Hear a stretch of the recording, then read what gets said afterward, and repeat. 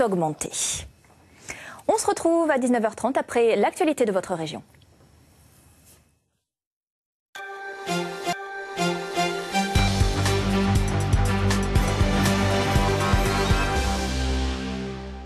Bienvenue sur France 3, pays catalan.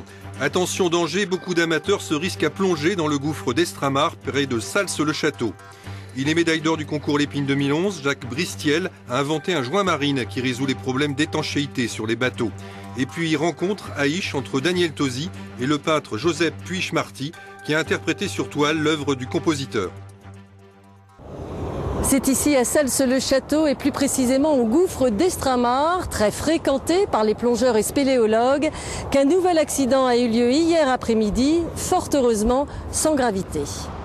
Vous avez ici l'accès au gouffre. On a un grand boyau qui fait aux alentours de 2 km avec, comme on le voit sur le schéma, des petits boyaux. Donc celui-ci qui descend à moins de 32 mètres. Une galerie très appréciée par les spéléologues, amateurs confirmés ou professionnels. Alors qu'a-t-il bien pu se passer hier après-midi? Fatigue, faiblesse respiratoire, plongée trop longue. Il n'empêche que la sortie a mal tourné pour un homme d'une quarantaine d'années. Ces 3 personnes donc, avaient effectué une plongée dans la galerie du gouffre d'Estramar. Et donc une des 3 personnes à sa sortie, donc une demi-heure après, a été pris de vertige. Et donc a été pris en compte ensuite au niveau des sapeurs-pompiers. Ce lieu est très prisé par les vacanciers pour s'y baigner, plonger de cette falaise ou bien encore justement s'engouffrer dans cette cavité. En 2008, un homme avait perdu la vie.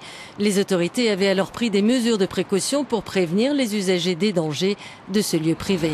Suite à l'accident mortel, une réunion a eu lieu en préfecture et il a été décidé que monsieur le maire de Sals prendrait un arrêté municipal interdisant les plongeons depuis la falaise, puisque la falaise est municipale, et indiquant aux habitants, aux personnes qui fréquentent ce lieu, que la baignade est dangereuse. Preuve en est cette plaque à la mémoire de Jean-Claude Guiter, mort dans ce gouffre en 1955 au cours d'une expédition menée par Haroun Tazieff. Les accidents graves à la Fonte d'Estramar sont fort heureusement peu fréquents. Voici la médaille d'or du concours Lépine 2011. Un prix gagné par Jacques Bristiel. Ce génial inventeur a mis au point un joint marine qui résout enfin les problèmes d'étanchéité dans les bateaux. Ça, c'est l'arbre de l'hélice. Ça, nous avons la coque du bateau. Non seulement l'eau ne va pas rentrer, mais va être expulsée à l'extérieur, tout en créant un coussinet d'air autour de cet arbre, qui est en matériau composite que j'ai fait fabriquer en Allemagne. Cet ancien ingénieur aéronautique n'en est pas à son premier trophée. C'est lui qui a mis au point en 2001 un dispositif anti-collision pour rouler dans le brouillard. Depuis 2005, ce géotrouve-tout vit sur un voilier à Port-Barcarès. Il y trouve son inspiration.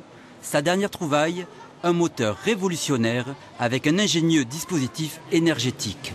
C'est un carburant associé avec un comburant dont je vous tairai le secret, mais qui ne coûte pas cher, puisque c'est un don du ciel qui va révolutionner le monde et l'industrie automobile et l'aviation en général.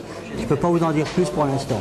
Et pour cause, son brevet déposé le 24 juillet dernier a attiré l'attention de l'Institut national de la propriété intellectuelle. Le ministère de la Défense a aussitôt réagi. Pour l'instant, je suis interdit de divulguer et d'exploiter mon savoir. Mais sachez que c'est une invention qui va toucher tous les publics du monde entier. À présent, Jacques Bristiel est prudent. Il travaille sur une future invention, certes moins ambitieuse, une hélice de bateau inusable avec un système d'anti-électrolyse. Le 43e Festival d'Ige ferme ses portes sur une rencontre entre la musique et la peinture.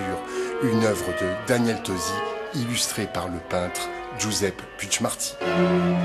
Première mondiale, c'est un programme surprise pour le 30e anniversaire des Parisi. Sans jeu de mots, c'est la première audition du Quatuor pour Madame, pendant que Pep Puig-Martí peint en direct sur cette musique. Le compositeur a choisi Mozart pour sa création. 4 couleurs fondamentales et 4 notes de musique. Moi, j'ai voulu dire sur la soldo, parce que j'ai été ému par ce thème de Mozart, de la concertante. Ça m'a un peu, ça m'a touché profondément, cette désespérance de ces 4 notes qui sont très très fortes. Avec un rien, on peut faire un tout. Mais pourquoi vouloir faire un tout avec un rien? Parce qu'on a besoin d'un élément unificateur dans une œuvre. Toute œuvre, quelque part, il y a quelque chose, il y a un cri, il y a un geste. C'est Daniel Tosi qui a ouvert le bal de ce duo artistique. Une performance qui va durer 21 minutes, une œuvre contemporaine qui satisfait le peintre fantastique catalan. Je vois que c'est pas mal. On est dans l'abstrait, l'un par la couleur et l'autre par les vibrations.